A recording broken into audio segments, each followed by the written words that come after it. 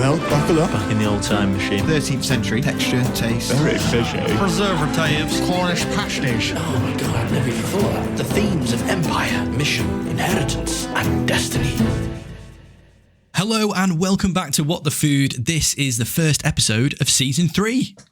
Hey. Here we are. Thank you to those who've stuck around and been patient whilst we have taken our break. We really appreciate the kind messages that have been coming through. But yeah, we're here, we're refreshed, and we're ready to rumble. Just before we jump into it though, we want to take a moment to let you know that we've made a slight tweak to the format of the show. As you know, previously each episode uncovered a dish, food item, or drink and told its origin from inception through to modern day. We're going to continue to do this. However, we want to broaden our scope and allow ourselves to delve into stories, people, places and times that aren't necessarily tied to a specific dish's origin. This will open up the show to allow for more fascinating and interesting stories and give us plenty more to giggle about. For example, we might want to talk about the diet of 12th century Japanese samurai. We might want to dive into the cold, frozen water of the Atlantic and discover what elegant food they served aboard RMS Titanic, or some of the disgusting edible cures administered during the Black Death in 14th century England. So, buckle up and join me, Miles, and my two best friends, Andy and Dom, for our next culinary adventure through time. Andy, where are we off to today?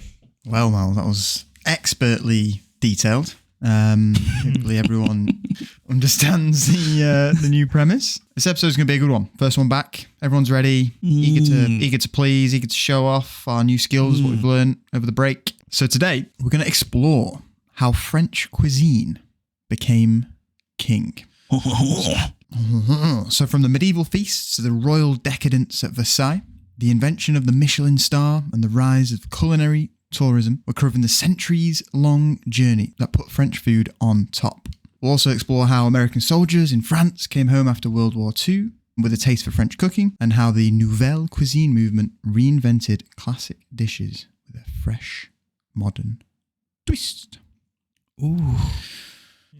So yeah, that's what we're going to be covering today. We're going Francais. We're going Francais. My kind of motivation for writing and researching and writing this episode, like many of you guys, have obviously been to a few fine dining experiences. You know, I like to rub shoulders with the elite. You should call me a pussyo. Of course you have. I wish I'd said pussyo. Oh, God. You like eating nice things? Pussyo. Pussyo. French cuisine. Pussyo. Pussyo. What did you actually say then, Dom? I said, of course you have. Oh, of course you have. Pussyo. Yeah. Anyway, yeah. So my last fine dining experience was of the French variety. And I'd say like a good 60-70% have probably been at the French variety. As I've sat there in kind of the dim glow of the candlelight, surrounded by kind of the faint aroma of herbs and kind of lovely food that's just about to land right on my plate, I was thinking, It's been thrown from across the room. Yeah, it's a new style of restaurant. Now, I found myself wondering, how did French cuisine become the undisputed monarch of fine dining? Why is it always French? Yeah. Why is it always French fine dining? Why is it not the Italians with their glorious pastas, or their Spanish with their kind of sultry tapas? And obviously they do have fine dining restaurants that are Spanish and Italian. I'm not saying that there aren't, but yeah, it's the bloody Frenchies and the berets. It's French. Always. It's the terminology as well, isn't it? It's we cut exactly. things in julienne. We have, all the different roles in the kitchen, the hierarchy. They're all French names, aren't they? Chef de cuisine, exactly. chef de pâté. Exactly. Exactly. Why? Why is that? Why? Well, let's get into it. Let's figure out I why. think we're about to find out. I'm about to tell you why. I feel like you've got me around the throat there. So open your ears up. Right, now that you're listening, we're going to get into it. Right, okay. So, we're going to start off by rewinding all the way back to medieval France, where the art of French cooking took its first shaky steps. The ground is unstable. Very shaky ground. However, I'm going to make you a really nice parfait. No, you see, it wasn't a nice parfait. Much like the rest of Europe's cuisine, it centered primarily around the hearth and kind of aristocracy. Everyday dishes, such as pottage, referred to a kind of a cooking, which refers to a kind of a cooking method rather than specific eat. Essentially, it was like shit in a pan or in a big pot cooked for sustenance. Wasn't really for flavour, wasn't really for like showing off or kind of like the grandiosa of it. It was to survive. It's that necessity cooking that we go back to time and time again, isn't it? It's peasants making food to survive, using what they've got local, what they've got around them. Yeah. Yeah, exactly. Cooking itself is typically a woman's role, as highlighted in a book that we have that was published in 1392 called Les Ménagères de Paris, which was kind of a recipe book that combined recipes with household advice for wives, which a nice little nuggets of wise advice that you'd find in the La Ménagère de Paris was... Protect him, your husband, from holes in the roof and smoky fires, and do not quarrel with him, but be sweet, pleasant, and peaceful with him. To be honest, rules that any wife in the modern age could probably do to a date. I don't know. In the modern age. In the modern age, yep. It translates, doesn't it? Oh, protect perfectly, him mate. from holes in the roof and smoky fires. Do not quarrel with him, but be sweet, pleasant, and peaceful with him. Yep. Yep. If you didn't guess already, the book was written by a bloke. That's great. Just a whole book of what his ideal woman should do. Yeah, exactly. Plus This is like the recipes bare and shit minimum, you like to eat. guys. The shit he wants them to make for him. Wow. Okay. All right.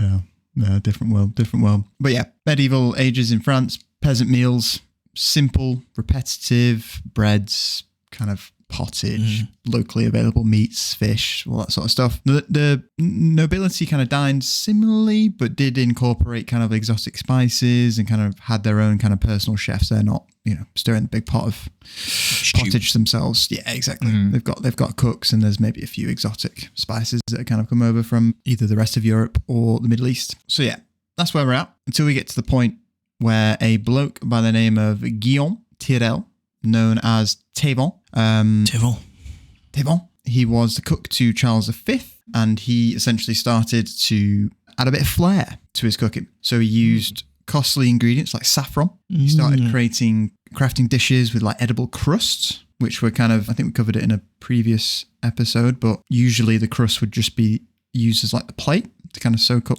kind of the food, and then it would be tossed away to the peasants. Or just discarded. Yeah, so he's kind of the first one that we have on record as starting to kind of be a bit more experimental in the kitchen and starting to innovate a little bit more. And is this coming from the royals kind of asking for this, just wanting food to be a little bit more elevated? And yeah, I think it's the demand from the royals to show off to their guests and kind of whoever they're hosting. Okay. Also a demand from the royals to be not eating the same thing as the peasants. I feel like that's quite like a pride thing. Like a pride thing, exactly. But I also think there's probably a bit of like self kind of motivation in here as well. Like this Tevon has obviously been given what was probably the best kitchen in France at the time, the kitchen of the king, with the most technology, food, kind of sources for food and things like that, and ingredients that anyone could ever hope for. So he's probably got all this at his disposal, and he's just cooking with it. Running a mile with it. Yeah. Might as well experiment a little bit if you've got the bits to experiment with. Well, that's it. If your king or queen's out hunting and hunting for sport in the day, and your job is just to come up with some recipes for him whilst he's out, just figure things out, play around, so that when he comes back for his feast, you've got this new exciting dish you've been working on to present to the royals. Yeah, got to be careful though, because if it's shit, your head's getting cut off. Yeah, it's high stakes. Playing with high food, stakes.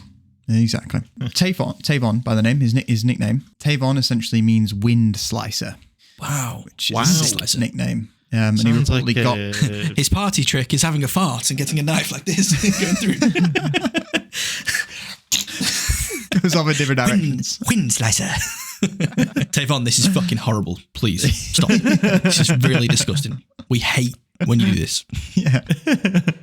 Just as the food is put down in front of us. Can't be slicing wind. You can't be slicing your wind. He was not slicing his wind. He got the nickname reportedly due to the lightness of his hand, i.e. the skill chopping in the kitchen. Ooh, wind slicing. I was going to say it sounds a bit more like a samurai or something. So that makes a bit more sense. Yeah. He's whipping up the silkiest soufflés. Exactly.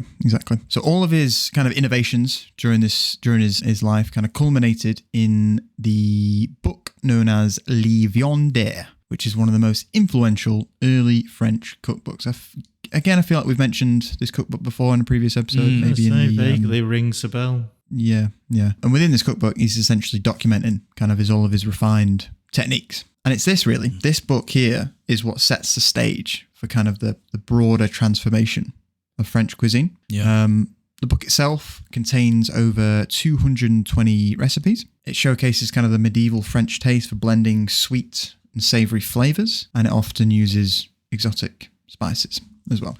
You don't get that many recipes these days in a modern recipe book. Jamie Oliver gives you like 10 at best. Yeah, he's dishing out 10 and it's like 10 ingredients. Yeah. Well, no. This guy's done how many? 200 something? Yeah. Ain't messing. Christ. He's never sliced any wind as Jamie, has he? Fucking idiot. No, he hasn't. Absolute loser. Yeah, but it's interesting that we've talked about kind of old cookbooks time and time again on the pod, haven't we? And I feel like old cookbooks, especially at this time when they're like the first of their kind, it's like something that a nation kind of all agree on. Like it's almost like where national identity is born, isn't it? Because at this time you've got, civil wars in a lot of these countries and, a lot of unrest. But then when a cookbook comes along that kind of everyone can agree on is the food of that country, it kind of resonates with the people, doesn't it? And everyone can kind of get behind a cookbook that represents French cooking as a whole. Yeah, no. National pride. It's a powerful drug. Pride. Through Yeah, food. no, definitely. Some of the key aspects of Tavon's kind of culinary approach include the use of spices, super prominent within the book. Ingredients like ginger, saffron, cinnamon, and kind of grains of paradise frequently appeared in recipes. The spices themselves are not only used for taste, but for aroma. What a great grains of paradise. You said it very casually. What the hell's grains of paradise? A grain of paradise, Dom. You don't know Grains of Paradise? I'm feeling like I'm a bit out of the loop on the grains of paradise hype. It's in the ginger family. It's kind of like it looks kind of like a Szechuan pepper. But instead of being red, it's kind of like black. Doesn't look like paradise at all, actually. I was going to say black and think of it as like a little black peppercorn, but instead of black pepper in your mouth, you're getting black pepper with a bit of citrus. Paradise. Oh, wow. With a bit of paradise. With a bit of paradise. Paradise sprinkled on. Oh, so good. Oh, my God. And then in terms of why they were used for aroma as well. So I think a lot of it was serving. So you'd come out with your dish that you've cooked. And then I think to elevate the aroma a bit more, you'd probably put spices kind of around the dish on the plate. Just to like... Very wasteful. Yeah, very wasteful. The senses. Yeah, exactly. It looks like a spectacle, doesn't it? If you've got loads of grains of paradise knocking around your chicken, whatever you've got. Yeah. No, definitely. Yeah, fair enough. Sorry, I was going to just quickly say, who is he writing this book for? Because if the peasants kind of the time can't get their hands on all this, then is he writing it just for fellow chefs of other rich people? Yeah, no, I think that's exactly right. So he's seen an opportunity to document his approach to cooking because he's in quite good position to be able to experiment and push the boundaries and, document things properly. And kind of be like, I'm the first person to have played with these flavors, therefore I will write it down. Exactly right. Thing. Yeah, exactly right. Exactly right. Okay. Yeah. And he's cooking every day, like most of the time, crazy feasts. Yeah, lots of practice, but also just like the sheer volume of the dishes that he's cooking. Because, Charles V will be hosting people, delegates and things like that, people from other countries. There'll be lots of feasts, right? So he's going to have that practice. So it makes sense for him to document things. Meats at the time were capons, which is a male chicken that's been castrated, and veal. Just threw that in there. Yes. That's been castrated. And veal. Yeah, bull. Yes. Don't worry. It's a heavy time to be a chicken. But this is the French, though, isn't it? They do these weird things, man. Weird when you dig into their cuisine, it's got these little kind of weird little fucking creepy bits in it. Yeah. You've got like foie gras, I mean, we might cover it in this episode, but that's kind of weird what they do with that. It's like... Yeah. It's kind of weird, mate. It is. Yeah, it's like the way they prepare food goes all the way back to the way they rear the animal as well. They're thinking about that final plate, even when they're raising the animal. So let's feed this animal a specific thing because it changes the flavour. Or let's cut this male chicken's bollocks off because we prefer the taste when he's got no cock. I'm not chopping his dick off, mate. Well, I mean, whatever. You know? I'll take a cock roll without the cock. Give me a rel. A rel. You know, they do these things. They do these things in French. No, they did. Yeah. There's an edge to them. Yeah, there's a an edge reason to we him. don't like him. They've got a bit of weirdness to him. He's right. Yeah. He's right. It's unsettling. Yeah, slightly sadistic, but I guess if dinner's good, isn't it? You're absolutely right. Wow. You're absolutely They have it. Fair enough. You know. Yeah. So those were the two main meats of the time. Cows were used, but they were primarily used for making stocks and broths. Breaths. Broths.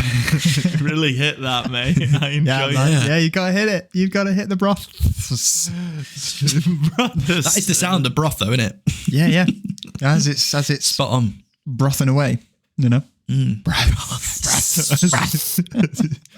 brothling. Brothling. Then the sound of the cockless chicken.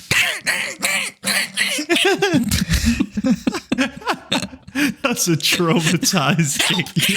He's never had a cock. Why is it alive? I don't know. It's probably the way they prepare it. Cut its cock off and keep it alive for 10 days. Makes the meat tender. I don't know. That stress would toughen the meat. Come on. Well, yeah, but that might be part of the dish. You know, withstands the long cooking time. I don't know. You know. And the final. Stress this animal out as much as possible to withstand the low and slow. Make sure it's a real traumatic last couple of weeks, lads. Yeah. Oh, God. Oh, wow. Getting watching like fucking like hostage videos, like 9/11 highlights. Yeah. 9/11 highlights. What the fuck, Frank? The fact you even call them highlights. Like a fucking match of the day. Like a YouTube comp. It's swinging in real hard, bang! That's where it's made contact. Look at that. Let me just bring that back a minute for you. And 3, 2, 1. For a chicken. for a cockless chicken. Wow. The things we do. Dinner's good, isn't it? In it. Oh. KFC and 9/11 bucket. 9/11 dear. bucket.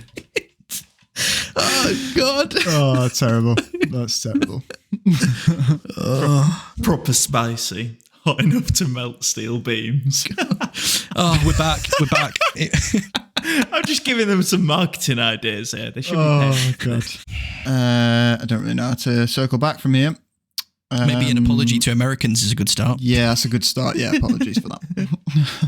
Yeah, all of his kind of innovations and culinary techniques culminated in the Livonder, and it's kind of this Tailvon is the kind of the guy that sets the benchmark for kind of French cooking, and it kind of rumbles on up until kind of a new bloke comes along, a bloke by the name of Francois Pierre de la Varenne. Called Francois. You can't literally get a more French name than Francois, can you?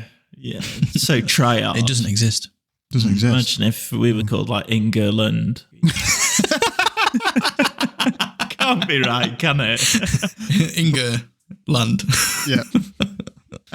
Born in 1615, he was a self-made culinary talent, not the year he was born, like a little bit later in life, whose skills earned him a steward role with the Marquis d'Uxelles, which was a super rare honour for a commoner. It was very rare for a commoner to rise up the ranks so far that he would earn a steward role with the Marquis. After years of mastering Italian-inspired techniques, Varenne published La Cuisine Française.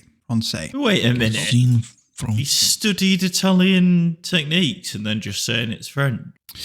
So, yeah, he did. And on that. Yeah. Well, I mean, the Italians were out there, you know. They've got more history in Well, that's what I'm this saying. kind of sphere. Doesn't sit right with me, this copyright infringement. It's just stealing. No. Well, Think about it. You know, France was a barbaric place run by barbarians. Full of gold. Italy and Rome was a city of marble with aristocrats and feasts and things like that. So they had a head start, those Italians. But Le Cuisine Français was published in 1651, and it was the first major cookbook since Les Viandes by our mate Windslicer. It emphasised local ingredients and laid the foundation, again, for a kind of uniquely French culinary identity. France in general is, geographically a country that has lots of varying ingredients at the ready. Yep. Maybe in the same, well, maybe even, I was going to say the same as the UK, but actually way better than the UK because southern France is very hot. You can grow certain things there in that temperature. And then north France, very similar to the UK weather-wise. So across the breadth of the country, and obviously trade is free in the country, they're able to share quite a big breadth of ingredients, aren't they? Massive coastline as well. Yeah. Mountainous areas, hilly areas, kind of marshy areas, quick access to Spain as well. It's a good place for ingredients. But his whole kind of ethos was all about recipes that emphasize French ingredients, minimal preparation to preserve flavour, and newly kind of standardized bases for stocks and sauces. Broths. Broths and sauces. Broths. He popularized French names for Italian and Spanish techniques. So again, that copyright. This guy, man, he's a bit of a wanker, in my opinion. Yeah. Also within his book, he wove quotes, anecdotes, and notable names throughout, presenting food as kind of essential to the French identity. So again, it's like you said, Miles, like kind of the whole national identity being kind of laid bare through recipes and kind of, through food, essentially. Yeah. According to website MadFeed, can't wait to see how Miles pronounces these French words. I've got them all spelled out phonetically. Yeah, but I thought Jesus. First sentence is a madness. All right. La Varan le Cuisinier François, published in 1651, wasn't only the first cookbook to give French cuisine national identity, but is also considered the first European text dedicated to instructing chefs how to cook. That was brilliant. I like that you went with the French accent despite it being from a website called MadFeed. MadFeed. MadFeed. Oh, where's MadFeed then? Is that in English? Just an American website that I just used as a source for the research. Okay, right. Yeah. Respect. It was nice. So, you're saying this was published in 1651. It wasn't the only cookbook that gave the French cuisine national identity, but it also considered the first European text dedicated to instructing chefs on how to cook. Exactly. So it's a pretty pioneering book then. Definitely. It's definitely going beyond recipes. It's building like a vision of kind of French cuisine, and it's kind of, it's instructing people how to cook, which is something that had never been done before within the French. I think this is interesting as well with the distinctions, because what you're saying here is like when we've read old recipes before, like especially really old English cookbooks, we've always laughed at how like vague the instructions are when it comes to how to actually cook the stuff. Yep. It's always just like put beef in pan until brown, add herb, and it's so basic that we kind of thought it was funny.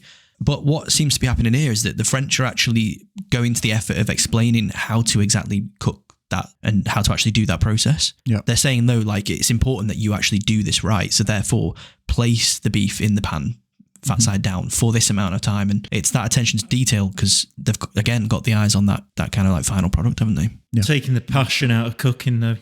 I'm saying. Well, or they've done it so much, they've done it so often, and they've tried every which way that they categorically know the best way to make said dish. Do it right or go away. Go away.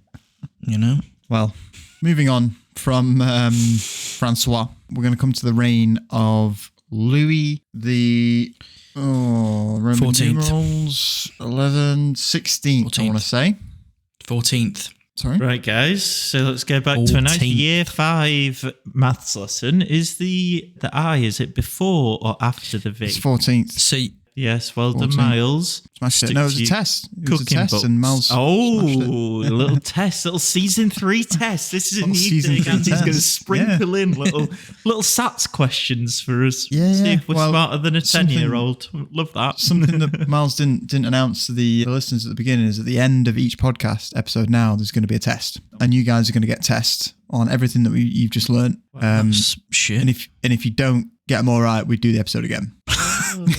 Okay. It's an online course now. Wow. Oh my God. Okay. No. Yeah. Wow. Get ready for that. There's no test. Just enjoy it. There's no test.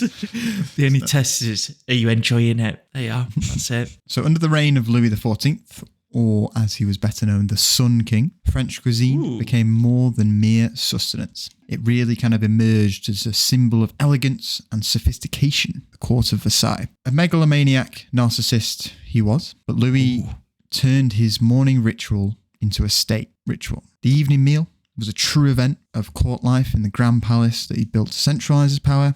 And just to summarise things, so he ruled from kind of 1643 until 1714, making his reign the longest of any sovereign. It's gone a while. Bloody hell. The reason he's called the Sun King, by the way, is that he adopted the sun as his emblem, associating himself with the Greek and the Roman sun god Apollo. And he even played Apollo in the Royal Ballet, which is why he became known as the Sun King. Yeah, and he's centralizing his power. That's his big thing, right? He's all about centralizing his power. And one of his strategies to do this was bringing the nobility under his own roof, where he can monitor and influence them directly. This is why the Palace of Versailles is so fucking big, right? Because at the time of its kind of pomp, it was hosting all of the nobles and all of that kind of elites that had any power within France, because Louis wanted to keep them in check and keep them kind of under his roof and kind of influence them. So every evening... You are now king. What would you like to do? I want to centralize the power. No, literally. I want to get everybody central in under one roof. Basically. Right now. Keep your friends close. Keep your enemies closer. That's exactly those are the rules. Those are the rules. Exactly right. So every evening, his literal army of cooks would prepare elaborate dishes for the court's nobles. First, they would ceremoniously present each dish to Louis himself, who would sample it as his kind of guests, or rather captives, looked on in anticipation. And only if the king approved would the dish then be shared with the rest of nobility. So this is a fuck on, right? Imagine sitting there, right? You're in this palace, which is probably better than your gaff, but still not your home, right? I mean, you've been forced to kind of live here and spend a lot of your time there. And every single evening, you sit down for dinner, which is probably like you have to get dressed up in, silly wigs and whatever else. And you sat there and you've got to wait for this fucking idiot to taste and approve every dish before you get to eat anything. Yeah, exactly. He's forcing his taste on you. But was it the king that did the tasting? Was he not? Was he not like in olden times where they had a little taster to make sure? Oh yeah, they had those poisoned, as well, but they were not in the banquet. They were in the kitchen outside. They kind of pre-screened it before it got to him. Yeah. I see. Yeah, exactly. Future episode, you're dying for a piece of salmon. The salmon comes out, your favourite. You're waiting for it. Then Louis tastes it. No, take it away. Take it away, you fucking pain. Yeah, and off goes your salmon. You fucking pain. Too fishy for me. Fuck off. Fair enough, really. Fuck off. All right. Oh dear. God. Off goes your salmon. You've been looking forward to it. Yeah, and it's gone. Well annoying. You can't have it. Or kind of the opposite to that. This is fucking beautiful. Just give me. Gone. Eating it all, mate. You don't get any. And he then sits there and eats all the dish while all the dishes are piling up, waiting to be tested by him. And he's eating it all. You're not eating out. Yeah, you just sat there. God. Or he loves something that you absolutely hate. Out comes fucking tripe sandwich. And he's, yes, everyone will like this. Let's go. I like how he's just slowly evolving into Borat as well by both of us. This is nice. God. Let's go. Let's go. Everyone will like this. Tripe sandwiches all around. God. It's a bit of a power play, isn't it?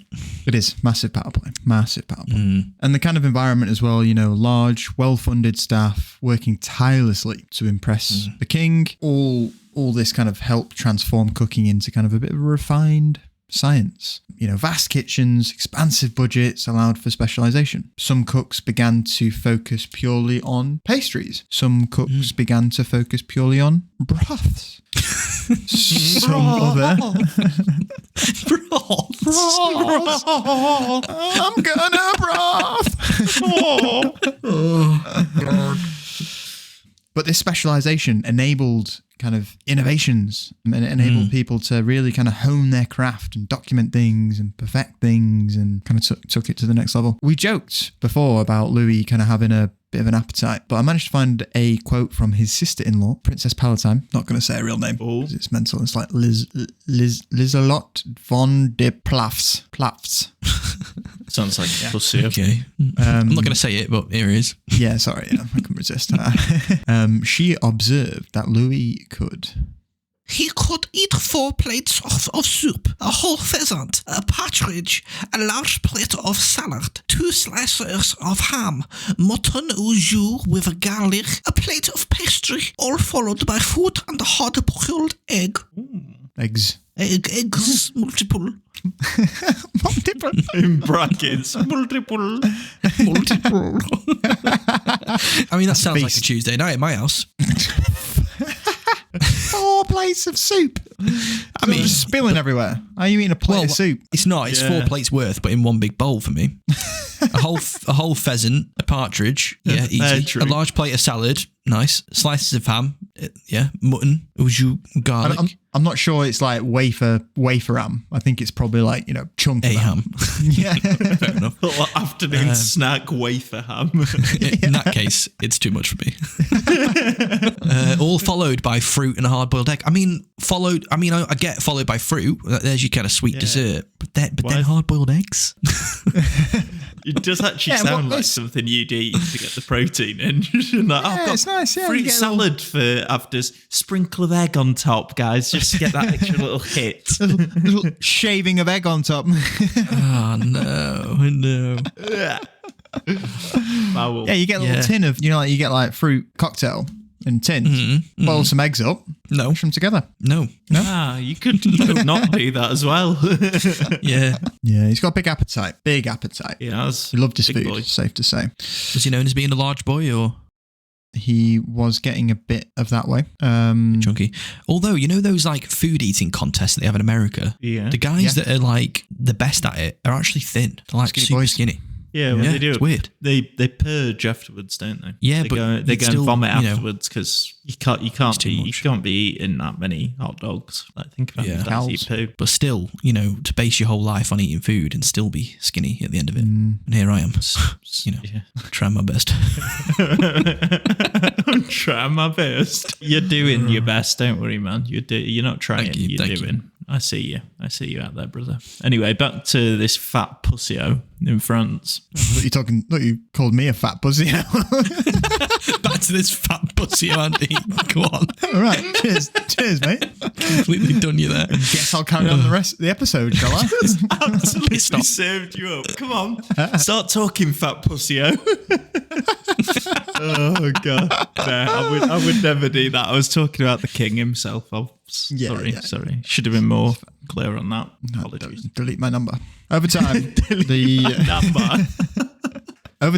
the traditions born at Versailles spread beyond the palace walls, as wealthy patrons across France and Europe sought to replicate the taste of the grandeur that they'd enjoyed at one of the king's feasts. And it's in kind of this way that the culinary legacy of Versailles outlived the monarchy itself, embedding itself as kind of a defining feature of French cuisine. Nice little badass quote from the Sun King before we round this section off. I managed to find this excellent quote from Louis XIV himself on his deathbed.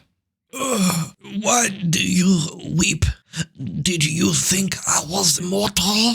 Cool quote that. It's like a movie quote. Yeah. Why do you weep? Do you think I was immortal? Did you not know that I was going to die all this time? Sounds like the sun's setting on this lovely man. So although French cooking kind of didn't begin with Louis XIV, he created an environment that really allowed it to evolve into the kind of celebrated cuisine we know today. Fun fact, the Sun King, Louis XIV, despised the taste and feel of metal cutlery. So he famously refused to eat with a fork. Never ate with a fork. What did he use? His hands? How's he having curry? Fatty. Yeah. Ugh. Or he's just bowling it into his mouth. Frisbee that plate of soup into my mouth. Frisbee that pheasant into my gob, will you? Oh, God. Just eating with his hands, eating with what, wooden cutlery? No cutlery. Yeah. Probably. Wooden cutlery. How does he butter his bread? But he doesn't butter his own bread. He doesn't think shit. Yeah, exactly. Dipping his hand in the butter and got it covered, don't worry. So by the 18th century, we've got a couple of shifts in kind of urbanization. We've got the introduction of industrialization as well. And we've got kind of the rising wealth of the working middle and upper class, all of which had a direct impact on French cooking. Now, while chefs like Marie-Antoine Carême were pioneering haute cuisine, French culinary culture remained kind of focused on elaborate kind of banquet style meals. It's party food. It's showing off. It's elegant. It's opulent. It's cocktail sausages. It's definitely, it's kind of like our definition of party foods, like prawn toast that you get from Iceland, shoving the oven. Sausage rolls, bite size. It's definitely not. Yeah, Canapés, is that a French word? It is. Canapé. Gotta be. You know? If you say it in a French way, it makes it a French word, mate. So Carême himself was known as the king of chefs and the chef of kings due to his work for royalty and nobility across Europe, obviously. Yeah, it's a cool title, isn't it? The king of chefs and the chef of kings. Very cool. It's like you've got both sides covered. Like everybody's just beneath you. This guy here is credited with creating the tall white chef's hat. This is comes up. That's pretty iconic. Well done, him. Yep. I've always wondered. There's no actual need for that other than to hide the little rat on every chef's head. Yeah, exactly right, Dom. That's a French word too, isn't it? Ratatouille. Is there a reason why it's like that, or is it just some kind of style option? So, I mean, the reason why the French uniform is just white is for cleanliness. That's the primary reason for that. In terms of the hat itself, I think it is primarily just a show off kind of thing. There's no kind of like, from what I could find, no kind of like useful purpose for it to be. I think it's just like a grandioso style thing. Hide their massive brains. Hide the microwave. Let me just get that out for you. Oh dear. So yeah, he's responsible for the chef's uniform, the chef's hat. He's also responsible for creating the concept of mother sauces. You guys heard of mother sauces before? These are like 4 or 5 like main sauce bases, I think. Like a curry base. Kinda, yeah, it's kind of that, but specifically for French. Different types of sauces. Exactly. So there's 4 to begin with. Carême comes with. He kind of creates a concept for. The first one is bechamel. Bechamel. Second one is velouté. Never heard. Velouté. That's like a broth, isn't it? Yeah. A lot of them are like kind of broth. Broth. A lot of them are like flour based. Yeah. But a lot of them are Italian as well. Well, bechamel, where does that go? In a fucking lasagna, doesn't it? Exactly, mate. It does. Yeah, it does. Exactly. It's a conspiracy. It's a conspiracy. It is. Bechamel, they're doing bechamel. Flour, butter, milk. Yep. Velouté, like a brothy job, is it? A thin broth. A velouté is job. just, it's basically a bechamel in terms of the actually it's not basically a bechamel, it's completely different from bechamel. So it's a roux that you mix with stock. Oh, okay. So it's still creamy, but you've got kind of meat juices in there. Stocky, creamy broth. Yeah, exactly right. All right. And then you've got sorry, I'm just looking at how to pronounce this one. Missed that one when I was doing my phonetic job. Don't mess it up. Espagnol. Espagbol. That's outrageous that they're literally using one of the most iconically Italian dishes. As a name. Espagbol. It kind of sounds like, it kind of looks like it would be pronounced like Espanol. It's Espagnole. Escargot? Do you mean snails? I think you've got it confused as snails. No. That's what the French call them. Yeah, trust. I should do the research for these episodes. Don't be a bloody dickhead. 4th one. Wait, what's this one? It's Espagnol. Espanol. I've never heard of that before. It's kind of like it's essentially like a gravy, like a thick kind of gravy. It's made from kind of meat and potato. Definitely no snails. Classic base for kind of like soups, stews, those sorts of things. And then the last one is hollandaise. You heard of that? Oh, I love that. Yeah. So that's butter and a bit of lemon juice incorporated there? Exactly. Into the roux? Yeah, exactly that. So he's responsible for that. And he's also responsible for this great quote, which reads, "When we no longer have good cooking in the world, we will have no literature, no high and sharp intelligence, no friendly gathering, no social harmony." Well, if you cook bad, no life. No life for you. Nothing. Nothing. No literature. Human no race. High or sharp intelligence. Gone. Wow. Gone. That's fair. Up in Food smoke. holds it all together. Food holds it all together. We've got all these marvels of civilization, even in this time. We've got all these things that we think in our mind make us, a superior race, self-important, but really, we're just animals who want to eat good. Gotta eat. Brings you together, social beings. Does. And we can Eat kind of my hang broth everything on that. Talk about politics with me. Massively. That's it. It all goes hand in hand with sitting down and having a meal. You can be having the worst week ever, but if you sit down for some nice food with some good mates, makes it all better. That's it. So kind of as restaurants for urban workers and travellers start to emerge, they typically serve kind of set meals in the same style with kind of limited options. Kitchens lack kind of standardised roles and kind of hierarchy as well. At this time, they've not quite come in. Obviously in the courts and the kind of the palaces, you've got them, but in your everyday restaurant for a traveller, it's just not there, right? Free for all. Exactly. Cooks were very much expected to handle everything from meats to pastries, which very much kind of contributed to a chaotic reputation, with cooking seen as either a domestic responsibility or kind of a disreputable profession marked by disorder and inconsistency. So it's not got a good vibe at the minute. Sounds a bit shafty. This was the state of the French kitchen when Georges Auguste Escoffier began his career. I've definitely butchered his first two names there. We've heard that name before, though.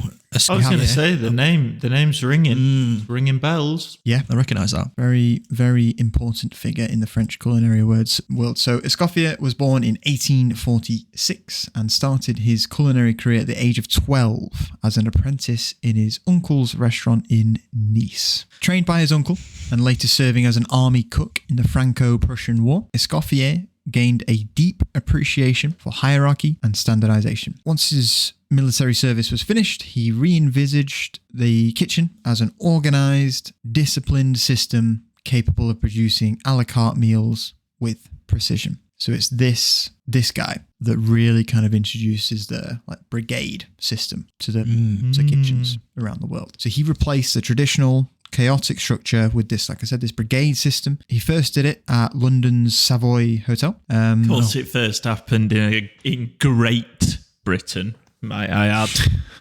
Yeah. Sorry, as you were saying. And he started by creating distinct roles. He created a chef de cuisine who would oversee the sous chefs. He created a chef de partie, which would manage specific stations, and essentially a hierarchy of line cooks with titles denoting rank. So you have first cook, second cook, garde manger, etc. Yeah, but it's. I think it's the idea of getting everyone to do their individual task to the best of their ability, isn't it? If you want the outcome to be refined, then every element of the step needs to be refined, and the best way to do that is not having one person work on every bit, but having someone get very, very good at that specific thing that they're doing, and then they just pass it along. Specialization, yeah. It's pretty much the same approach as Henry Ford took with GM Motors, right? It's like you have specific people set up doing specific jobs, and that's everything that they do. Not one person builds a car from start to finish. It's, it's like an assembly line. Exactly. So this kind of structural innovation was matched by a standardization of recipes and techniques, including fixed quantities for the first time in a long time. Smart. Well, first time That's ever. always good. Cooking times and terminology. So he built on the mother sauces that we kind of ran through before, and he kind of took them to the next level, standardized the whole thing. He introduced a new one, made sure that the cooking times, terminology, everything was kind of standardized. Actually, what was the new one? Anything good? Anything brothy? Tabasco hot sauce. Sriracha. Sriracha. I think it was mayonnaise. Oh my God. We can't be thinking that. Mayonnaise. Nectar of the gods. I lather that on me. I have a bath. Yeah. Milo talking about having baths earlier. I had a bath of mayo before. No, sorry, it wasn't mayonnaise. Oh, stand down. I withdraw everything that I just said. Yeah, stand down. It was just tomato sauce. Oh, edit that out. Right. Wait a second. We didn't talk about this as well. These pesky Frenchies explaining by themselves why we all dislike them. They're explaining themselves why we all dislike them. They're little slithery so-and-sos. Anyway, back to Great Tomato Britain sauce. And the new sauces. Tomato sauce. So Escoffier's work still widely used in culinary schools to this day. I've actually got a copy of his book downstairs. Is that red one? No, Maybe he had a red one that's an Italian. I knew it. No, that's the one that's compiled recipes of nonnas. The guy that authored it compiled recipes of nonnas during the outbreak of World War II to protect Italian culinary history. What the food trivia? That's the book that you're holding in the cover art, isn't it? Wow. It is. The pod. It is, yeah. Wow. There you go. Easter egg. That's called a deep cut. It's taken us till season 3 to reveal that little secret. I don't know how that didn't get out sooner. Everybody's going to be gossiping about that. Juicy little Easter egg. No, it's this book. Escoffier, still widely used in culinary schools all over the globe. It's solidified French terminology in global kitchens. Solidified. It's a new French way of doing things. Solidified. I think somebody's brain might be a little fried. Yeah, I think it might be. It's been a long day. Sorry, guys. Yeah. No, it happens. I'm just hungry. I just want something solid and fried. Just thinking about something deep fried. It's solidified French terminology in global kitchens, and it transformed practices like generic pan frying into specifically sautéing. So it kind of took those kind of generic things into more specific French techniques. Though some of the techniques were very much borrowed. You don't cuisines. say. The whole bloody thing is. The whole bloody thing is Italian. It's a bloody conspiracy. Yeah. We've uncovered it. We figured him out. French cuisine is a load of shit. That's the title. That's the title of the podcast. That's a perfect clip for So Sure. French cuisine is a load of shit, and that's just it. When I say it's a load of shit, I don't mean it's shit. Like, it's good, but it's It's not French. Wow. it's Italy's. That's what it is. Got no It's fans, Italian. no history. Yeah, it's got no. Yeah, Tastes bloody good, but it's the Man City of the culinary world. Escoffier himself was also, it's not his dad, who was born in like 18 something. He's doing well. 1846. Escoffier was an absolute admirer of stock and believed that good stock broth. is fundamental to good food. his food was drepen. Yeah, you'd have been in your Soggy elements. buns. Yeah. Milo would have been Nothing lathering it up. No, you'd have been sucking up all the rags, just enjoying your time with Escoffier. Literally squelches as you pull your chair in. Just going to sit down for the meal. Yeah. Now, the term scoff your face, has that got anything to do with Escoffier? No. Or no. Too great and British for that. Yeah, exactly. Managed to find actually a quote from Mr. Escoffier all about stock, and it shows just how powerful he thinks that stock is. Stock is everything in cooking, at least in French cooking. Without it, nothing can be done. If one stock is good, what remains of the work is easy. If, on the other hand, it is bad or merely mediocre, it is quite hopeless to expect anything approaching a satisfactory result. Stock is everything. Mm-hmm. If you use good stock, it's going to taste good at the end. You know, it's true, isn't it? Times when I've used a good quality stock, just the dish has turned out so much better. And Yep, 100%. So one final kind of critical aspect of Escoffier's legacy was his partnership with a bloke by the name of Caesar Ritz. Ring any bell? Like the Ritz-Carlton. Exactly, like the Ritz-Carlton. So the original founder of the Ritz-Carlton. Little Swiss bloke. Yeah. And together, they joined forces and they championed the shift from French service, in which food was kind of served communally, like the feasts and the banquets and stuff like that was all brought out, to Russian service, where dishes were brought out in courses and served individually, tableside. ooh, wow. Slightly related. Do you know if the Ritz cracker is related to our man who made that hotel as well? Did he? I don't, actually. No, I don't. Oh, Seems a pretty weird collab. does, doesn't it? But also, like, maybe he just got really good at making the best crackers. And then people are like, oh my God, I want his crackers even if I can't make it to his hotel. And then he started boxing them up. That's So what I'm Caesar gonna choose Ritz to was believe. like a hotelier. He was like a business kind of mogul. He wasn't making crackers in his kitchen. Yeah, but he could sell it off, couldn't he? You know, and then he wants his brand name. Yeah, brand it up, Come on, maybe. Yeah, come on. at the hotel on the pillow, you got two little Ritz crackers. Yeah, exactly. Crumbly little Ritz See? crackers. Like, Proper like making your bed all crumbly.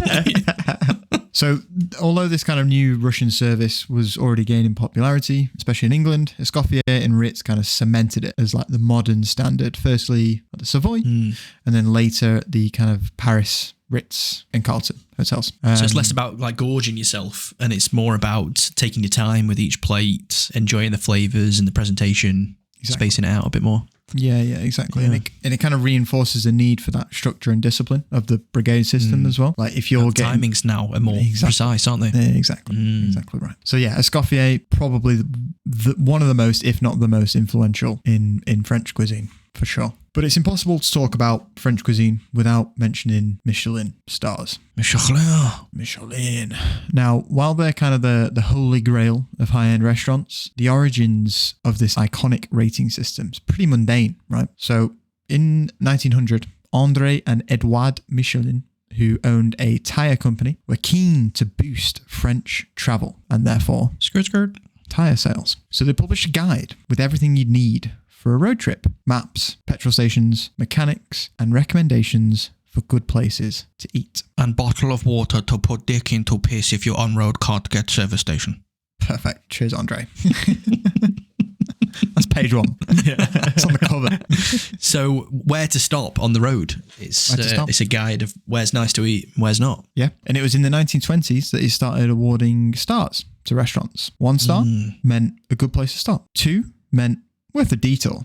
And 3, truly exceptional dining experience. Sack off the job and go. Yeah. Run.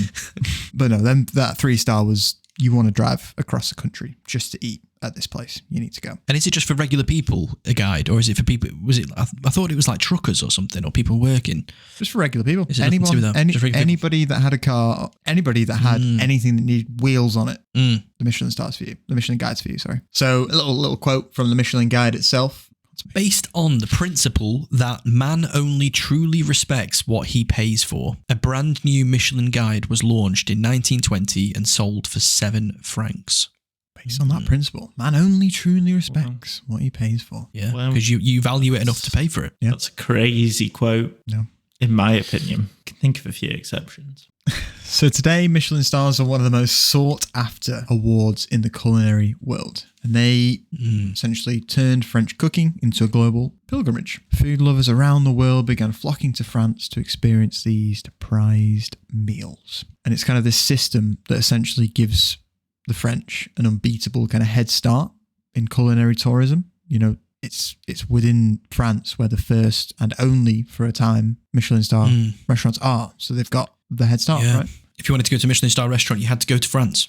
Exactly. And just like that, Michelin didn't sell more tyres. They sold French cuisine to the world. Well, still did tyres though, didn't they? They still did tyres, yeah. They still do tyres, I believe. Yeah, still going. Yeah, they do. Yeah, still going. So French food won over America on the battlefield as much as it did in the restaurants. On the battered field. Can't stop. He can't stop thinking about deep fat fried stuff, can he? On the battered field. Battered field. Oh dear. I'm imagining like a school project where you've been asked to like recreate a battlefield and you just make it all out of like fried crispy batter. Been into the chippy. Got any scraps, mate? I need them for me project. I've got to make Omaha Beach. We're going to make lovely foliage. Using scraps from the fish and chip shop. That's disgusting. Battered sausage for the artillery pieces. Teacher's like, what the fuck is that? I'm ringing your mum. I'm ringing your mum. Whole classroom just stinks of fish shop. Fucking rats everywhere. That's crazy. Anyway, Americans, they want French food, do they? Yeah, they did. And they won them over on the battlefield as much as they did in the restaurants. So now, battlefield doesn't seem like the appropriate place for Michelin. They're not eating Michelin's. No. In fact, actually, no, that's a lie, because during both World Wars, American soldiers will have been or were stationed in France, right? And they weren't fighting tirelessly all the time. You know, people were granted leave once we had a foothold in France. You know, they were going on leave to Paris and things like that. So, yeah, they probably were actually eating in Michelin star restaurants. In their time off. Once Michelin star restaurants were able to get back on their feet. Yeah. Difficult time. Okay. But what you're saying is that they were eating stuff actually like in the war setting, that's French food. Yeah, exactly right. Not necessarily Michelin, yeah. Yeah. But you can imagine, right, a young lad from kind of Kansas, accustomed to his mum's kind of boxed mac and cheese, grits, suddenly eating coq au vin, realising that fuel... Did you just call me? Food didn't have to just be fuel. It could be an experience, Dom. You coq au vin. We're out of practice. We've had too much of a break. I can't speak good no more. Can't speak good no more. Oh, God. First time they're actually having some food that, is not just a chore to eat. It's something that's, like you said, an experience. Take your time with it. Yeah, no, exactly. A.J. Liebling, an American journalist who served in France during World War II, wrote in his book Between Meals, An Appetite for Paris that... The primary requisite for writing well about food is a good appetite. That's right. Yeah. Yeah, that's right. A prerequisite for spending a lot at the supermarket is going with a good appetite too. Yeah. No, you're spot on. If you go hungry, you spend more. You spend more. But you're saying if you've got a good appetite, you write well about food. Yeah. Between kind of the crispy baguettes, fine wines, and the allure of French patisseries, many soldiers found themselves utterly smitten with French cooking. And when they returned home, they brought the memories with them. It's so different to American cuisine, isn't it? So different. Well, yeah. I don't know really what they were eating in America at the same time, but I'm guessing a lot more processed kind of food. Yeah, well, I mean, you've got a lot of immigrants, haven't you, in America? It's literally a nation of immigrants. So you will have a lot of Italian food, German food, Polish food, British food, all that sort of stuff. Obviously French food as well. Like, you think about like New Orleans and kind of Creole cooking. It's heavily inspired by French, but, Canada as well. Canada as well, of course. But like Middle America... They're not having authentic brie on a baguette. They are not. No. So they're enjoying it and basically taking it home with them and trying to recreate that back in America. Yeah, exactly. And French cookbooks begin to circulate at this time as well. French-style bistros opened in American cities, and before long, the US had its own French culinary scene. Yeah, and then kind of post-World War II, French cuisine in America went mainstream. You've got figures like Julia Childs, who famously trained at Le Cordon Bleu in France. Julia does a big job in helping popularize French cooking among everyday Americans. She's like the quintessential kind of housewifey sort of character, and she's all over TV as well. So in one of her memoirs, My Life in France, Julia Child recounted... In France, cooking is a serious art form and a national sport. I was 32 when I started cooking. Up until then, I just ate. She's had her world blown, her eyes opened. Her eyes opened, exactly. More than just influence, it was kind of a start of a cultural love affair between America and French food. Like, Americans love France. They love Paris. They love French culture.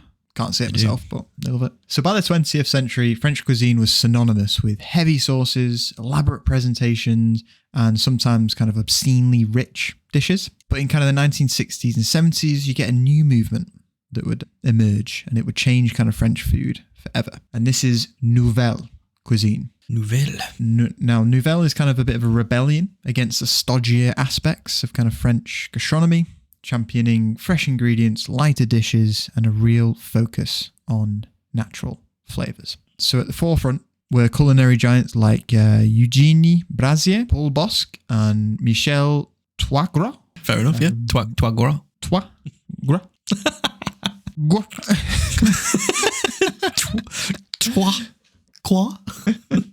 Michel Toigras. Yeah, Michel. Hi, I'm Michel Toigras. He's got a girl's name. He doesn't deserve his second name pronounced right. These guys are all about simple equals better. Simple, fresh. Let's go. Brazier, for instance, was one of the first chefs to earn 6 Michelin stars across 2 restaurants. The rest of us.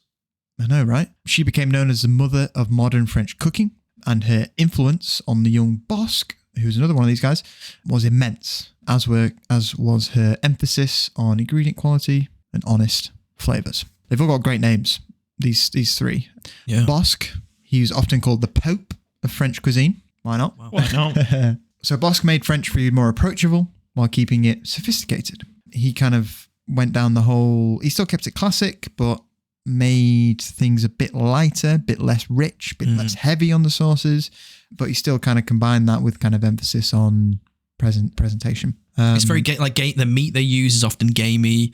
They're using pheasants and a lot of these other kind of animals that I guess the rest of Europe aren't using as much. Yeah. The heavy use of butter is kind of characteristic of early French cuisine. Well, French cuisine in general. Yeah. These kind of thick sauces that we ran through before. So yeah, it's like you said, up to this point, it's quite heavy going, isn't it? The cuisine. Yeah, for sure. I'm guessing they're bringing in like more vegetables and dishes that emphasize those ingredients a bit more. Exactly. The actual ingredient itself. A really great quote from Bosc himself kind of accurately kind of outlines his thinking around all this.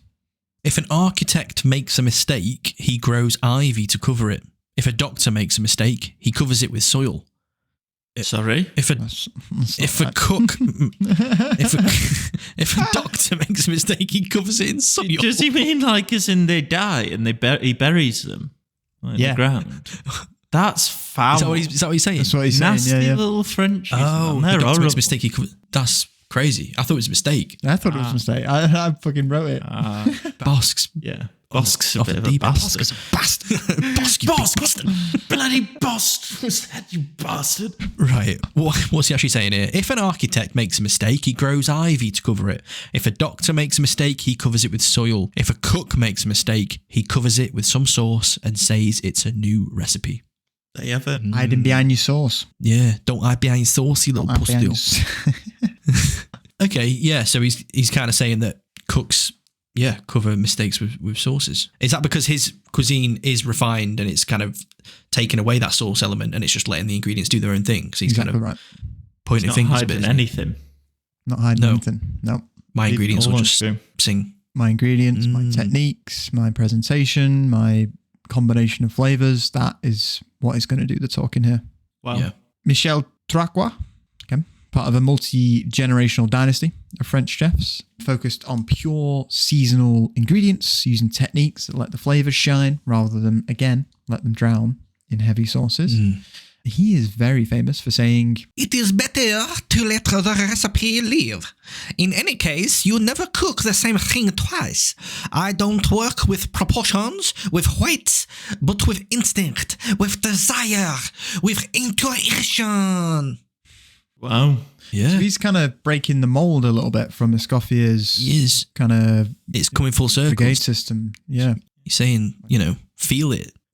It's like he's so good at his job. It's like when a musician's so good and knows the song so well, don't look at the music sheet. Don't Feel need it. to. Go off. Edit that clip, Dom. Gonna say,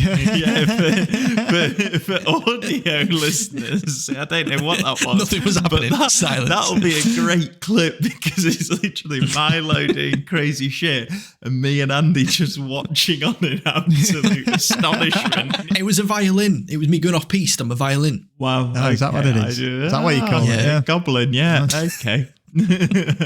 So this movement didn't just shake up French kitchens. It influenced chefs around the world. Suddenly, even far-flung places like Tokyo and New York, chefs were experimenting with local ingredients, making dishes simpler and more artfully presented. Nouvelle cuisine was the French gift that changed cooking everywhere, paving the way for essentially modern fine dining as we know it today. So this is where you start to see like the little tweezers coming out and your flours and your purees. and your smears of walnuts that have been reduced for 12 hours that you picked at your nan's garden from a walnut tree that has been planted in 1547 by Henry VIII's aide, his cousin. Nice. That is it. Yeah, it's all that stuff, isn't it? See, it's the ash on the plate. That's actually the remains of someone cremated. Yeah. That's crazy. Or, That's crazy. a chive split sauce. Chive split sauce. Chive oil split sauce. Wow. Nice.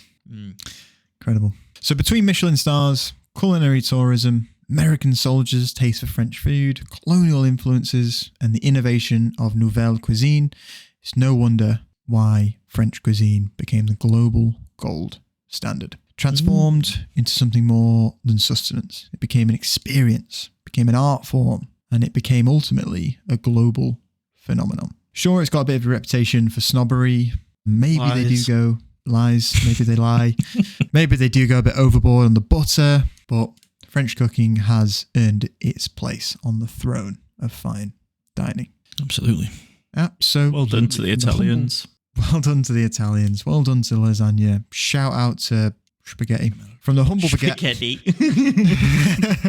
to the heights of haute cuisine, France's culinary empire continues to flourish. And frankly, the rest of the world just happy to come along for the ride. Here we are. I mean, what a great topic to do for our first episode back. Yeah. I mean, how quintessential is, their impact on the world of food. Yeah. It's a Massively. great one to kick us off. Yeah, absolutely. Absolutely. Lots of characters in there as well. I mean, that was a good example of one, an episode that would have been hard to do with the old format because we weren't really looking there at a specific dish. We kind of mentioned a lot of different dishes and different sauces and things, but, there was interesting characters there. There's cultural things happening, events. Absolutely. Yeah, it's new format. It's hopefully going to open things up a little bit more. We're still going to obviously look at dishes, still doing drinks, origin stories, but exploring a little more of the realms of food history. Yeah. Cool. Well, thank you guys for sticking to the end. We hope you enjoyed that episode. Thank you for sticking with us as well for our break. It's nice to have you listening again, and it's nice for us to be back. If you want to email in, you can at whatthefoodpodcast@gmail.com. Let us know your thoughts. You can suggest a dish or just say hi. You can also follow us on the socials. We're now posting clips of the show on TikTok, Instagram, and YouTube. So don't forget to head over there and follow us on those platforms as well. Please recommend the show to people that you think will enjoy it. Word of mouth is still the best way for podcasts to grow, and anything you can do to help us out on that front would be much appreciated. So yeah, thank you so much for listening, and we'll see you guys in a couple of weeks for the next episode. Cheers, guys. Bye. See you next time. Bye.